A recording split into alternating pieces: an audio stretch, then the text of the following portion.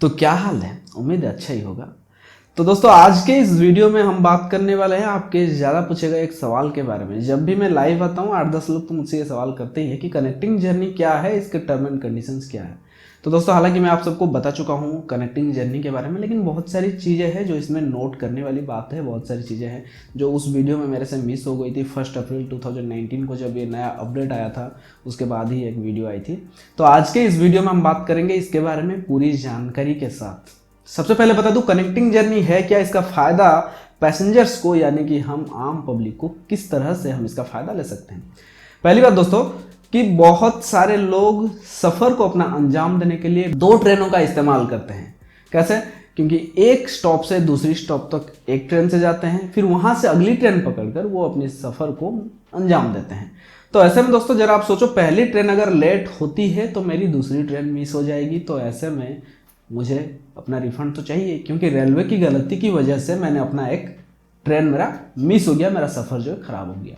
तो ऐसे में रेलवे तो कुछ कर नहीं सकती है, क्योंकि जो ये ट्रेन लेट होती है, ट्रेन रूट डाइवर्ट होता है, तो कुछ मजबूरियों को लेकर ये चीज़ें होती है। तो ऐसे में कंपनसेशन आपको रेलवे देती है, यानी कि एक भरपाई जिससे आप कह सकते हो।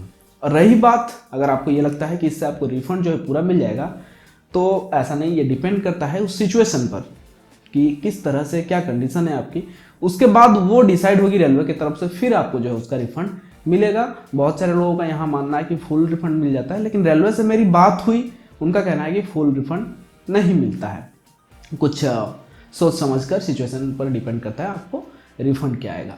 लेकिन दोस्तों इस कनेक्टिंग जर्नी को आप सिलेक्ट करने से पहले इसके टर्म एंड कंडीशन भी आपको जानना बेहद जरूरी है, वरना कई बार आपका नुकसान हो सकता है। टर्म एंड कंडीशन से पहले बता दूं कनेक्टिंग जर्नी को सिलेक्ट कैसे करेंगे। देखिए, जब आप IRCTC का रेल कनेक्ट से करेंगे तो यहाँ आपको जैसे आप लॉगिन करते ही आपको दिख जाएगा कनेक्टिंग जर्नी वाला ऑप्शन, जहाँ ट्रेन के डिटेल्स आपको देना है। नीचे जो है कनेक्टिंग जर्नी को आप जब सिलेक्ट करोगे तो आगे की जो प्रोसेस है वो आपकी कनेक्टिंग जर्नी के तौर पर जाएंगे। लेकिन कनेक्टिंग जर्नी से पहले आपका जो पुराना टिकट है, पहला टिकट में कनेक्टिंग जर्नी आपको कुछ नहीं करना है, पहला टिकट आपको बुक कर लेना है। दूसरे टिकट जब आप बुक करेंगे तो पहले टिकट का PNR नंबर जब आप देंगे तो ही ये जो है प्रोसेस आगे बढ़ेगी। तो रेल कनेक्ट में आप कुछ इस तरह करेंगे। जब आप ब्राउजर से करेंगे तो ब्राउजर में आप ओपन कर ले IRCTC की वेबसाइट को, लॉगिन कर ले। लॉगिन करने के बाद ऊपर ट्रेन्स पर आप जब क्लिक करेंगे तो कनेक्टिंग जर्नी वाला ऑप्शन आपको दिख जाएगा, उस पर क्लिक करना है।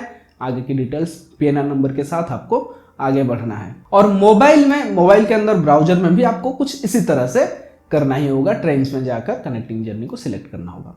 तो अब चलिए मैं आपको, जो बहुत सारे लोगों के मन में एक सवाल आता होगा कि कैसे क्या करना है, आपने तो बताया नहीं, लेकिन हाँ अब आगे जो टर्म एंड कंडीशंस बताऊंगा उसमें आपको वो सारे जो डाउट्स है वो क्लियर हो जाएंगे। कनेक्टिंग जर्नी में सबसे जरूरी चीज़ है कि स्टेशन खत्म और स्टेशन की शुरुआत एक जगह एक स्टेशन होना चाहिए। मैं एक एग्जांपल छोटा सा दे देता हूँ। अगर आप जाते हैं हावड़ा से चेन्नई, आपको डायरेक्ट ट्रेन नहीं मिलता है, आप विशाखापट्टनम में बदलते हैं अपना ट्रेन, तो हावड़ा से विशाखापट्टनम एक ट्रेन का आपका टिकट बन गया, आपने सफ़र कर ली। अगली जो ट्रेन आप लेंगे वो विशाखापट्टनम से ही होने चाहिए। कई बार स्टेशन के आसपास से भी हम टिकट बुक करा लेते हैं, तो वो नहीं होना चाहिए। सिर्फ कंफर्म 2 टिकट के PNR को ही आप कनेक्ट कर सकते हैं। अगर दोनों टिकटें आपकी IRCTC से बुक की हुई है तो ऐसे में ज़रूरी है कि दोनों टिकट आपकी एक ही यूजर ID से बुक होना चाहिए, तभी दोनों टिकट आपस में लिंक हो पाएंगे। अगर आपने 2 अलग अलग ID से 2 टिकट बुक किए हैं तो ये नहीं हो पाएगा। हाँ, रिजर्वेशन काउंटर से अगर आपका टिकट बुक कराया हुआ है और एक IRCTC से टिकट है तो दोनों को भी आप आपस में लिंक करा सकते हैं। लेकिन यहाँ जरूरी है कि पैसेंजर के डिटेल सब कुछ सेम होना चाहिए। नाम, एज, जेंडर, मोबाइल नंबर सब कुछ सेम होना चाहिए। यहाँ कोई भी क्लास का किसी भी क्लास के साथ आप लिंक करा सकते हो। जैसे कि पहली ट्रेन है स्लीपर में, दूसरी है AC में, तो आप दोनों को लिंक करा सकते हो। सबसे जरूरी चीज ट्रेनों का टाइमिंग। एग्जाम्पल के तौर पर हम लेते हैं हावड़ा, विशाखापट्टनम और चेन्नई को।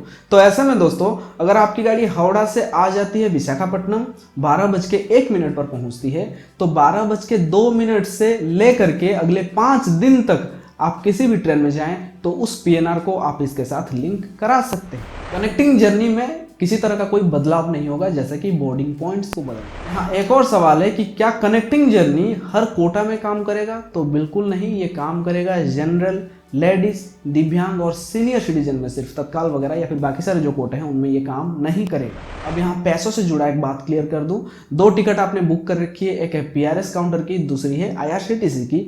तो ऐसे में अगर आपकी एक ट्रेन लेट होने की वजह से दूसरी टिकट को कैंसिल करना पड़ता है आपको, तो ऐसे में आपका रिफंड कहाँ जाएगा? तो PRS काउंटर वाली जो रिफंड है वो आपको काउंटर से ही कलेक्ट करना पड़ेगा। अगर दोनों ही टिकटें IRCTC की है तो ऐसे में आपका जो बैंक अकाउंट है उसमें आपको रिफंड चला जाएगा। दोस्तों जब भी कभी आप कनेक्टिंग जर्नी को सिलेक्ट करोगे तो आगे बढ़ने से पहले आपको PNR नंबर मांगा जाएगा। ट्रेन सिलेक्ट कर लिया आपने, ट्रेन सर्च कर लिया, उसके बाद आपको PNR नंबर मांगा जाएगा। जब आप PNR नंबर दोगे तो वहां आपको पता चल जाएगा ये एलिजिबल है या नहीं। अगर है तो आप करा सकते हो, अगर नहीं है तो इनमें से कुछ है टर्म एंड कंडीशन जो मैच नहीं हो रहा है, यानी कि टाइमिंग मैच नहीं हो रही है इसलिए नहीं हो रहा है, या स्टेशन सेम नहीं हो रहा है। तो अगर नहीं होता है तो फिर आप उसको किसी भी तरह से नहीं करा सकते हो।